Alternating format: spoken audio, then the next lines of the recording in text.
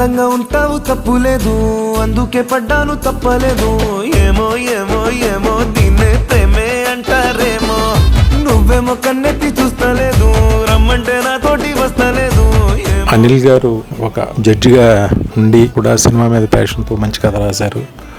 దాన్ని జ్యోత్స్న గారు ప్రొడ్యూస్ చేసి వాళ్ళ బ్రదర్ని హీరోగా పెట్టి డైరెక్టర్గా పెట్టి ఈ కృష్ణలీల చేయటం, దీంట్లో ధన్య బాలకృష్ణ హీరోయిన్గా ఉంటుంది. మంచి పెర్ఫార్మర్. ఈ సినిమా మంచి బ్రేక్ అవ్వాలని, వీళ్ళందరికీ కూడా మంచి పేరు రావాలని మనస్ఫూర్తిగా కోరుకుంటున్నా. ఫస్ట్ కాన్సెప్ట్ ఏదో కొత్తగా చూస్తుంటే ఒక ఇద్దరు హీరోలు విచిత్రమైన గెటప్లో ఒకటి, టోటల్